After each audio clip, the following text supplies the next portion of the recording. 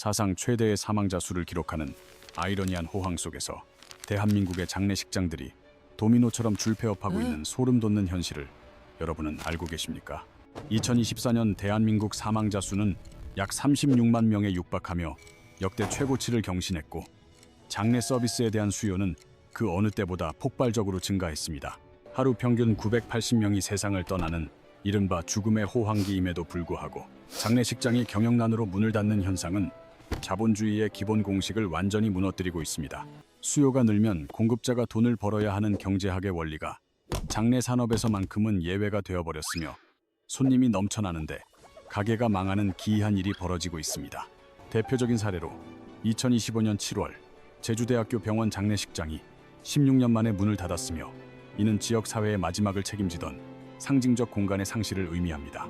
제주 지역에서는 이미 2016년 한국병원을 시작으로 제주 한라병원과 한마음병원이 차례로 장례 서비스를 중단하며 산업 전체의 위기를 예고한 바 있습니다. 심지어 2023년에는 공공의료기관인 제주의료원 장례식장마저 운영을 포기하면서 중소형 장례식장들의 폐업은 이제 거스를 수 없는 전국적인 현상이 되었습니다. 이 미스터리한 역설을 이해하기 위해서는 우리가 흔히 빈소를 빌려주는 공간, 임대업이라고 생각했던 장례식장의 진짜 수익 구조를 냉정하게 파헤쳐 보아야 합니다. 대부분의 유족은 장례식장이 장소를 제공하는 대가로 수익을 낸다고 믿지만, 실제 장례식장 장부의 수익 80%는 임대료가 아닌 음식 판매에서 나옵니다. 장례식장의 진짜 정체는 엄숙한 추모 공간이 아니라 육개장과 수육, 그리고 소주와 음료수를 팔아 이윤을 남기는 거대한 외식업 비즈니스 모델에 가깝습니다. 조문을 마친 손님들이 식당에 앉아 밥 한 그릇을 비우고 가는 그 30분의 짧은 과정이 장례식장의 생존을 결정짓는 가장 핵심적인 수익원입니다. 통계적으로 조문객 한 사람이 식음료에 지출하는 비용은 평균 3만 원에서 5만 원 사이이며, 이것이 모여 장례식장의 거대한 매출을 형성하게 됩니다. 조문객이 100명만 모여도 식음료 매출로만 300만 원에서 500만 원이 발생하며, 장례식장은 본질적으로 손님을 모으기 위해 빈소라는 공간을 빌려주는 셈입니다. 즉, 국화 향기 가득한 그 엄숙한 공간의 실체는 사실 육개장이 본업이고, 장례 의전은 부업에 가까운 독특한 형태의 외식업 시스템이었던 것입니다. 문제는 사망자 수가 아무리 늘어나 장례 횟수가 증가하더라도 식당에 앉아 음식을 소비해줄 조문객이 사라지면 장례식장의 매출은 영원에 수렴하게 됩니다. 사망자 수라는 거시적인 통계와 조문객 수라는 미시적인 현실 사이에서 발생한 거대한 균열이 지금의 장례식장 폐업 사태를 불러온 근본적인 원인입니다. 이러한 식음료 중심의 기형적인 수익 구조는 한국 사회가 수십 년간 지탱해온 특유의 장례 문화와 관습 위에서 아주 견고하게 만들어졌습니다. 과거 한국의 전통 장례는 병원이 아닌 집 마당에서 치러졌으며, 마을 공동체가 모두 모여 음식을 나눠 먹으며 슬픔을 극복하는 축제와 같았습니다. 1990년대 이후 장례가 전문시설로 옮겨가면서도 조문객에게 정성껏 음식을 대접해야 한다는 전통적 미덕은 장례식장의 상업적 수익 모델로 완벽히 치환되었습니다. 하지만 오늘날 우리가 마주한 급격한 인구 구조의 변화와 개인주의의 확산은 장례식장의 기반이 되었던 이 거대한 공동체 식사 문화를 무너뜨리고 있습니다. 장례식장의 주력 메뉴가 왜 하필 육개장이었는지 그 실용적인 이유를 들여다보면 이 산업이 얼마나 철저하게 대량 조리와 효율성에 최적화되어 있었는지 알 수 있습니다. 24시간 언제 찾아올지 모르는 조문객들에게 항상 일정한 맛을 제공해야 하기에 오래 끓일수록 깊은 맛이 나고 맛의 변질이 적은 육개장은 완벽한 선택이었습니다. 소고기와 각종 나물이 들어간 푸짐한 육개장 한 그릇은 조문객에게 든든한 한 끼를 대접하고 싶어하는 상주의 마음을 대변하는 가장 대중적인 수단이기도 했습니다. 한국의 장례 문화에서 음식을 먹는 행위는 단순한 식사를 넘어 예의와 관습으로 자리 잡았고, 이는 장례식장의 안정적인 식음료 수익을 보장하는 장치가 되었습니다. 하지만 2020년 전 세계를 강타한 코로나19라는 거대한 파도는 장례식장의 이러한 평화로운 수익 구조를 단숨에 산산조각 내버렸습니다. 사회적 거리두기로 인해 조문객 수가 50명, 심지어 30명 미만으로 엄격하게 제한되면서 장례식장의 핵심 수입원인 식당 영업은 사실상 마비되었습니다. 방역 지침은 밀접 접촉을 피하라고 권고했고, 장례식장에서 3-4-5 모여 육개장을 나눠 먹던 풍경은 감염의 위험이 도사리는 금기된 행위가 되어버렸습니다. 진짜 문제는 코로나가 끝난 이후에도 벌어졌는데, 한 번 끊어진 조문객들의 발걸음이 이전 수준으로 전혀 돌아오지 않고 있다는 사실입니다. 사람들은 이제 직접 가지 않는 조문에 너무나 익숙해졌으며 직접 얼굴을 보고 위로를 건네던 문화는 스마트폰 화면 속으로 옮겨가고 있습니다. 그 변화의 중심에는 바로 계좌이체라는 강력한 기술적 수단이 있으며 이제는 계좌로 조의금을 보내는 것이 전혀 결례가 아닌 시대가 되었습니다. 부고 문자에 계좌번호를 함께 기재하는 것이 어느덧 사회적 표준이 되었고 송금 버튼 하나로 예의를 다했다는 인식이 지배적으로 자리 잡았습니다. 그 결과 과거 평균 150명에 달하던 조문객 수는 현재 30명 미만으로 급락하며 장례식장의 식음료 매출은 예전의 5분의 1 토막이 나버렸습니다.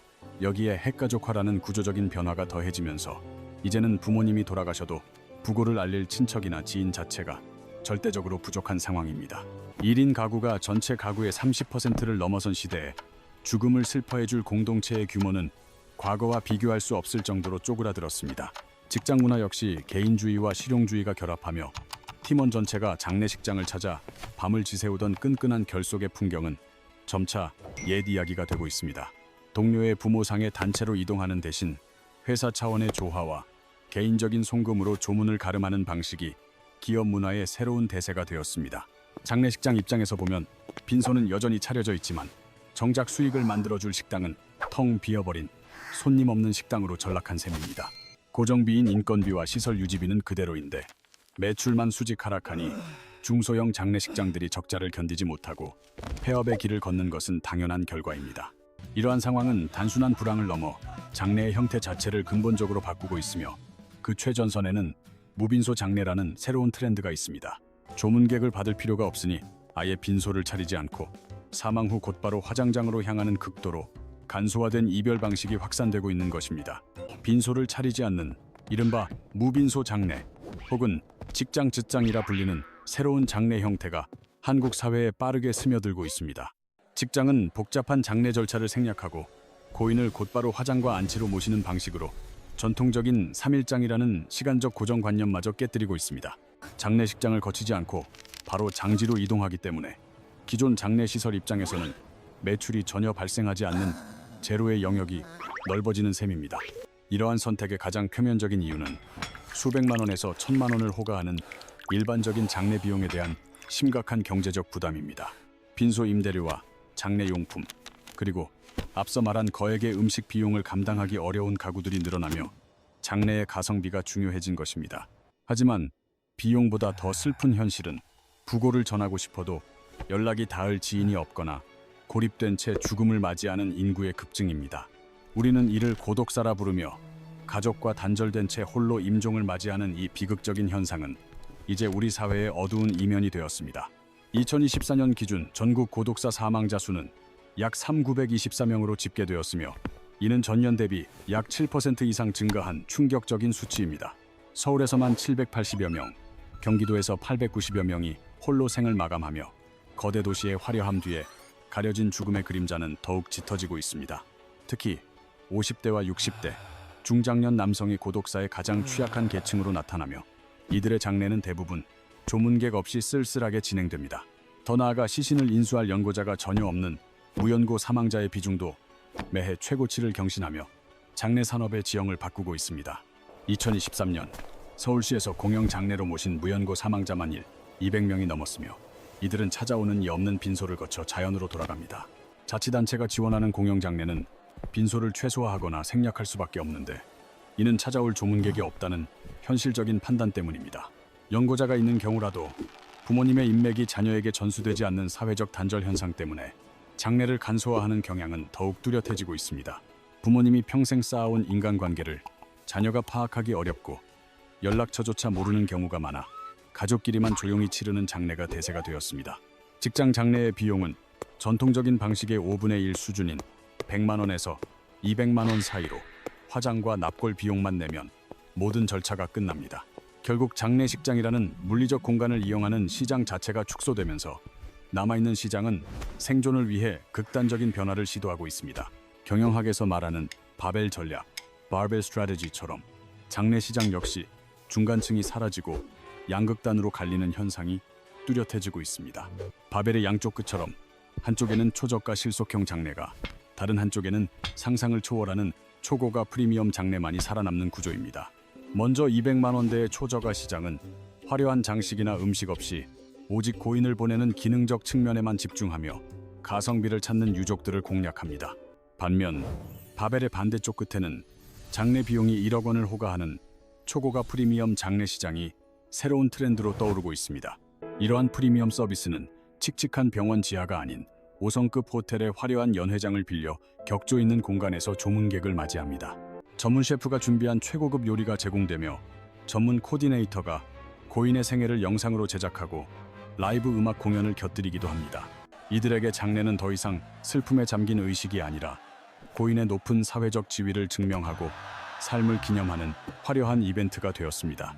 한국보다 먼저 초고령화 사회에 진입한 일본의 사례를 보면 이러한 장례 시장의 양극화 현상이 앞으로 더욱 심화될 것임을 알 수 있습니다.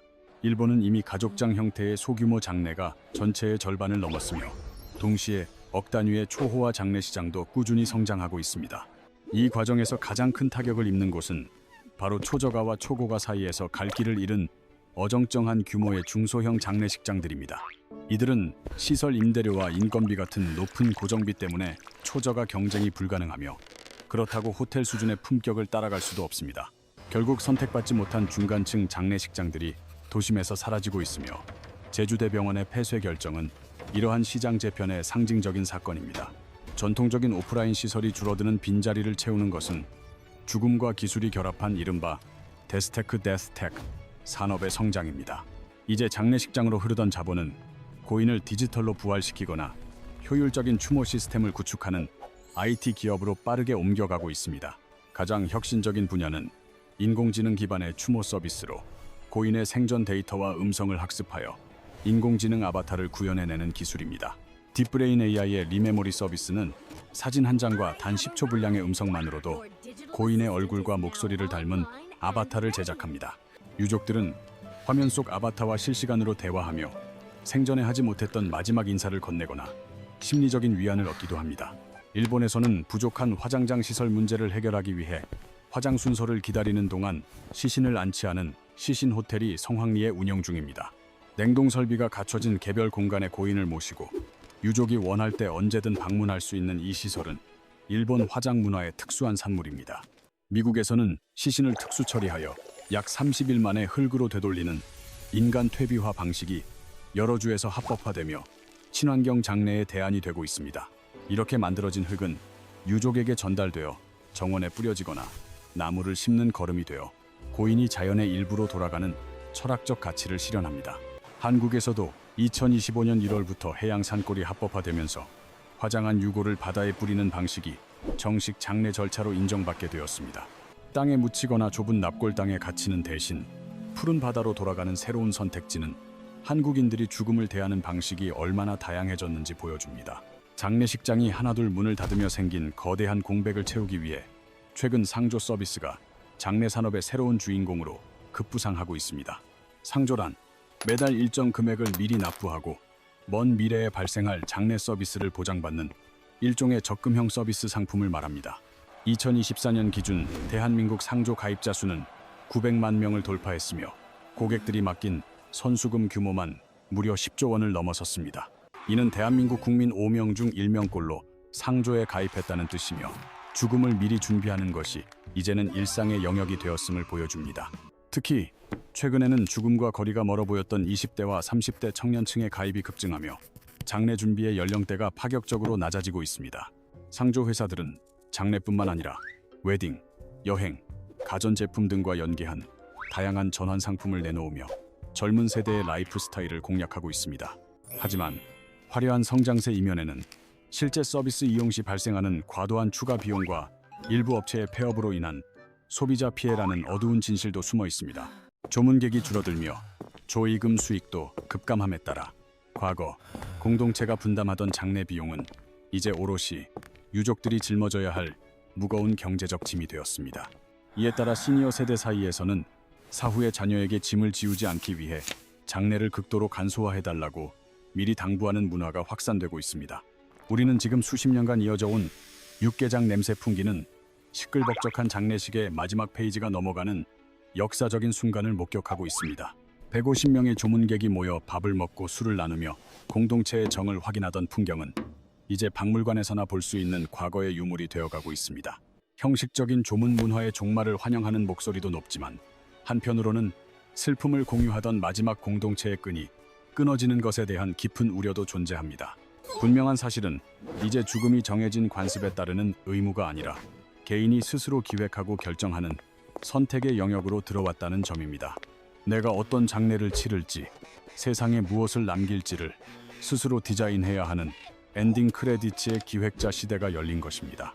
이 선택에는 여러분이 살아온 인생의 가치관과 인간관계, 그리고 남겨진 이들에 대한 배려가 모두 담기게 될 것입니다. 장례식장의 줄폐업 사태는 단순한 산업의 위기를 넘어 한국 사회가 죽음을 대하는 근본적인 철학이 바뀌고 있음을 알리는 강렬한 신호탄입니다. 변화하는 시대 속에서 여러분은 과연 어떤 마지막을 꿈꾸고 계시는지 한 번쯤 진지하게 고민해봐야 할 때가 왔습니다. 오늘 영상에서는 장례식장의 수익 구조 비밀부터 데스테크의 등장까지 한국 장례 산업의 파격적인 변화를 모두 짚어보았습니다. 다음 영상에서는 900만 명이 가입한 상조 회사가 숨기고 있는 불편한 진실과 추가 비용의 함정을 낱낱이 파헤쳐 보겠습니다. 우리 삶과 밀접한 경제 이슈를 가장 깊이 있게 분석해드리는 이 채널을 구독하고 여러분의 소중한 마지막 준비를 함께 시작해 보시기 바랍니다.